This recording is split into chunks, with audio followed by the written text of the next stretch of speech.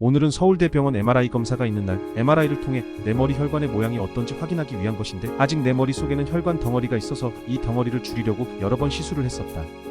그래서 이번 검사는 이 녀석이 얼마나 변했는지, 좀 작아졌는지 커졌는지 보기 위한 것이다. 상황에 따라서 크기가 시술하기에 적당하면 감마 나이프 등으로 나머지 혈관 덩어리를 시술해 볼 수도 있고, 최근에 인지가 나빠지는 것 같았던 적이 있어서 뇌혈관 덩어리의 크기나 형태의 변화를 관찰하려는 것 같다. 어쨌든 지난번에 색전술 치료를 했던 경우에 더 이상 시술은 어렵다는 말씀을 의사 선생님께서 했었는데, 계속적으로 MRI를 찍어보는 이유는 무엇인지, 몸에 문제는 안 생기는지 가서 물어봐야겠다. 아무튼 내 머릿속에는 션트라고 하는 장치가 매설되어 있는데, 이 녀석의 역할과 기능, 그리고 MRI를 할 때마다 스트라다라고 하는 기구로 션트의 수치를 맞추는데, 왜 그런지 궁금해서 션트의 기능과 위치에 대해 찾아보았다. 다음은 포항세명 기독병원 유튜브와 네이버 블로그, 물리치료사의 의학 노트에 있는 내용을 참고해 정리한 내용이다. 뇌는 두개 꼬리라고 하는 공간 속에서 뇌척수액이라는 물에 동동 떠다녀서 외부의 충격으로부터 뇌를 보호하고 노폐물을 배출하게 된다. 이런 뇌척수액은 150에서 200ml 정도 있어야 정상 기능을 하게 되는데, 이것이 너무 많거나 적으면 문제가 생긴다. 뇌척수액은 맥락얼기에서 뇌실을 거쳐 다시 경질막 정맥으로 하루에 두세 번 순환하는데, 이 척수액이 빠지지 못하면 뇌수두증이랑 비슷한 증세를 보이게 된다.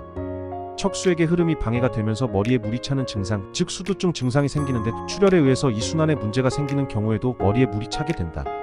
수두증은 물주머니라고 불리는 뇌실 주변의 기능에 문제 발생, 양 다리에 힘이 빠지고 기억력 장애 발생, 대소변 장애 발생, 걸음 불안, 강직성 보행 장애, 시력 약화 등으로 치매, 파킨스시 병으로 오해받게 된다. 또한 뇌출혈이 생기면 척수액 흡수에 문제가 생겨서 뇌정 동맥의 압력이 증가하게 된다. 그래서 이러한 것을 조절해주는 장치를 설치하는데, 이를 션트라고 부른다. 척수액 밸브라고 보면 된다. 션트 수술 환자는 MRI 검사 후 자기장으로 인해 션트 세팅이 변경될 수 있으며, 조절이 누락될 경우 뇌척수액의 과도한 축적이나 배액으로 심각한 손상이 발생할 위험이 있다고 한다. 이번에 MRI를 실시한 목적은 내 짐작에 치매가 의심되어서가 아닌가 한다. 뇌 사진에서 뇌 위축이 나타난다면 문제가 되기 때문이다. 뇌압이나 외부 수치 등은 정상이면서 치매 증세를 보이면 정상압 수두증이라고 하고, 이게 치매 원인의 10%를 차지할 정도로 적지 않다. 그리고 치매는 진단명이 아니라 이러한 상황을 정리해 놓은 것으로 증상군으로 보아야 한다. 나 같은 경우 뇌수술을 했고 한 번 뇌출혈을 일으킨 것이 아니라 6번이나 터진 걸 겨우 막았고, 뇌경련 발작을 많이 해도 뇌에 좋지 않다고 하니 치매 의심을 하는 것이 당연할 것이다. 그래서 치매로 진전되지 않도록 하는 각종 방어막을 설치해야 하기 때문에 이번에 MRI를 찍어보자고 하신 게 아닐까. 요즘 40대 치매 환자도 많다고 하니 그리 심각하지 않더라도 약간 의심이 되면 병원에 가서 검사를 받아보아야 할 것 같다. 예방을 하기 위해서 말이다.